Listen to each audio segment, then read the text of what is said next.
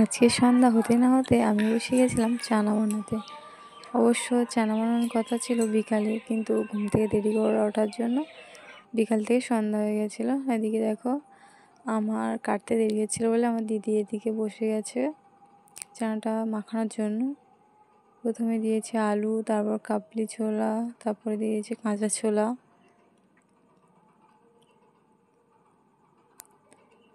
তারপর দিয়ে দিয়েছে শসা কুচি, তারপর পেঁয়াজ কুচি। যে কোনো জিনিস বাড়িতে বানিয়ে খাওয়ার একটা আলাদা মজা আছে।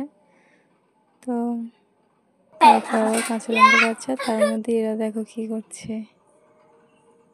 তারপর দিদি দিয়ে দিয়েছে কাঁচা লঙ্কা কুচি, তারপর লেবুর রস দিচ্ছে এখন।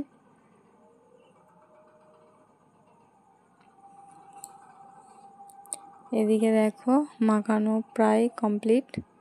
তো আমাকে বাটিতে একটু দিয়েছে চেখে দেখার জন্য যে লবণটা ঠিক আছে কিনা। ভিডিওর মাঝখানেই বলে দিচ্ছি যে ভিডিওটা কেমন লাগলো অবশ্যই কমেন্ট করে জানিও, আর ভালো লাগলে তো লাইক কমেন্ট শেয়ার আছেই। তোমরা একটু লক্ষ্য করে দেখো আমার আর আমার দিদির হাতের অবস্থাটা কেমন। কোটোর মধ্যে হাত দিয়ে তেঁতুল বের করেছি, যার জন্য হাতে একটু লেগে গেছিলো।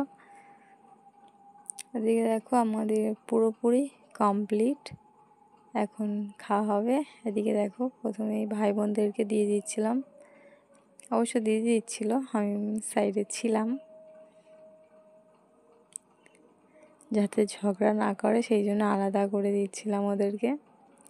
জানোই তো যে বাচ্চারা কেমন।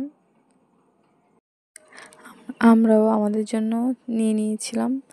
আর এই দেখো কি অবস্থা, চানা করার সময় কাটাকুটি তো একটু নোংরা হয়ে গেছিলো। আর ওদিকে দেখো সবাই খেতে বসে গেছে। এদিকে দেখো রয়েছে বড়ো মা, মানে ঠাকুমা, এদিকে দিদি। তো সবাই খুব মজা করে খেয়েছি।